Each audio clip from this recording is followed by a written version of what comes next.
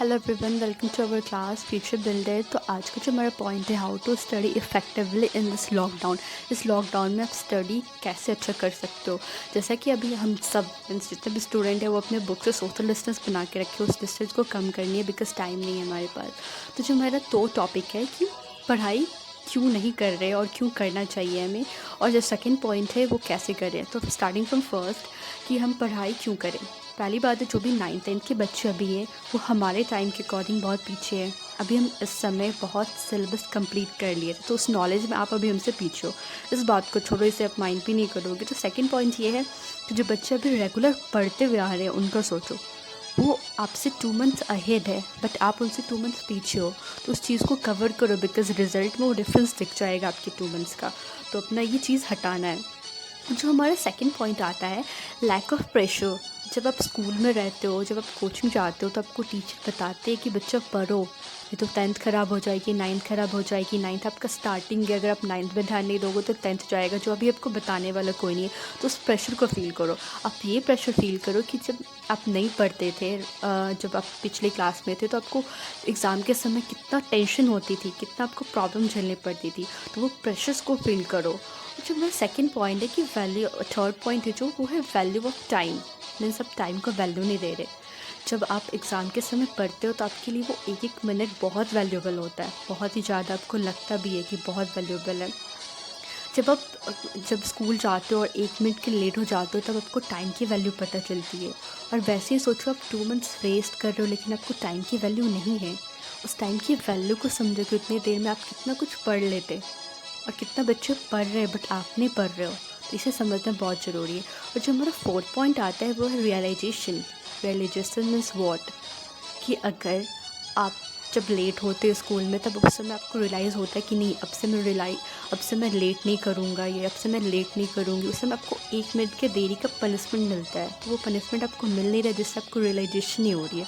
जब आप एग्ज़ाम में अच्छे से नहीं लिख पाते थे और आपका मार्क्स कम आता था, तो जो वो डांट मिलती थी पेरेंट्स से, जो खुद में गिल्ट फील होता था, जो खुद को पनिशमेंट दिया जाता था, वो आपको रियलाइजेशन नहीं है। आप वो भूल चुके हो इस चीज़ को। तो इस चीज़ को समझो कि आप कैसे 2 मंथ्स पीछे हो और क्यों हो, और आप कैसे अहेड आओगे वो मैं बताऊँगी। तो जो हमारा मेन पॉइंट है कि आप स्टडी कैसे करो। Study means what.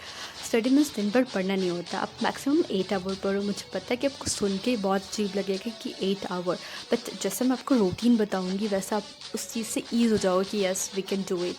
तो हमारा रूटीन स्टार्ट होता है कि आप 8 आवर पढ़ो, रूटीन फॉलो करो। रूटीन मीन्स ये नहीं कि आप इतने बजे उठना है तो उठना है, अगर नहीं उठे तो छोड़ो, ये बात नहीं करना। हमें रिदम में रहना है। अगर आप 1 आवर डिले हो तो अपना हर प्रोसेस डिले कर दो, लेकिन उस चीज़ को फॉलो करो, वो सब्जेक्ट पढ़ो, टारगेट बनाओ, उस रूटीन पे चलो। मेन मोटो ये होता है रूटीन का। तो जो हम, अगर जैसे कि अभी ऑनलाइन क्लास चलती है सबकी, तो मैं अपने हिसाब से सोच रही हूँ कि अगर आपकी क्लास मान लो 8 बजे से है, तो मैं उस हिसाब से रूटीन बताती हूँ कि अगर आपकी क्लास 8 बजे से है, देन फॉलो कि आप ये मस्ट ट्राई करो कि आप 2 आवर कोई भी क्लास शुरू करने से पहले उस चीज़ को पढ़ लो। मीन्स रिवाइज़ कर लो। अगर आपकी क्लास 8 बजे से शुरू हो रही है तो आप 6 से 7 आप उस चीज़ को, 6 से 7 नहीं, 6 से 8 उस चीज़ को आप पढ़ो, रिवाइज़ करो, ताकि आपके माइंड में बैठ जाए। अगर आपको अच्छे से पता है फिर भी आप पढ़ो, ओके। उसके बाद आप 6 से 8 पढ़ोगे, और उसके बाद 8 से आपकी 11 क्लास चल रही है, आप उस क्लास कर लो, फिर 1 आवर ब्रेक लो, उसमें फ्रेश हो लो, फिर आप 12 से 2 आप सेल्फ़ स्टडी करो। सेल्फ़ स्टडी में वो चीज़ पढ़ो जो आपको हार्ड लगती हो। जैसे कि मैथ्स हुआ तो मैथ्स करो, मैं तो कहूँगी कि मैथ्स करो आप 2 आवर, तो ऐसे 4 आवर गए। उसके बाद आपसे 2 से जो आपका टाइम 6 बजे तक का है, 2 से 6 बजे के बीच में आपको बहुत बड़ा गैप मिल रहा है। अगर उसमें आपका कोई सेकंड ऑनलाइन क्लास चलता है वो कर लो, अगर नहीं चलता तो आप फ्री हो, मीन्स उसमें आपको जो करना है वो करो। आपको डांस सीखनी है, आपको कराटा सीखनी है, आपको बुक्स पढ़नी है, अगर आपको पढ़ना है तो उसमें कुछ पढ़ लो, इजी वाली चीज़, लेकिन उस चीज़ को यूटिलाइज़ करो कुछ डिफरेंट वे में, तो आप उससे ज़्यादा फील करोगे कि आप छुट्टी में भी हो, आप लॉकडाउन का एंजॉय भी करो और अपने सिलेबस भी कर रहे हो। उसके बाद जो 6 से आप 8 कोई ऐसा सब्जेक्ट पढ़ो जैसे कि एसएसटी। एसएसटी पढ़ो, एसएसटी पढ़ लो या साइंस पढ़ लो। रूटीन बनाओ कि आज मैंने हिस्ट्री पढ़ा है तो ट्यूसडे को मैं दूसरा पढ़ूँगी, थर्सडे को मैं दूसरा पढ़ूँगी। तो वैसे आप शेड्यूल बनाओ, ओके।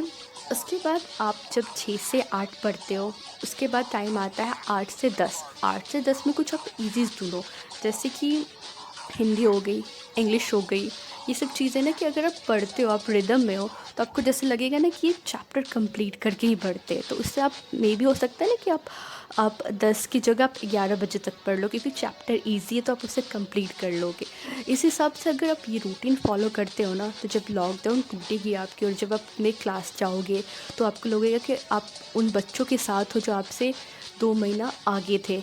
अब आप उनके साथ हो और मे बी आप बहुत बच्चों से भी आगे हो सकते हो, क्योंकि आप अगर इस रिदम को फॉलो करते हो तो please utilize this lockdown, don't waste your time, because time वापस नहीं आती है। आप बस यही सोच लो कि आप 2 मंथ्स पीछे हो। This is the main point कि आप 2 मंथ पीछे हो और आपको आगे आनी है। So follow your routine.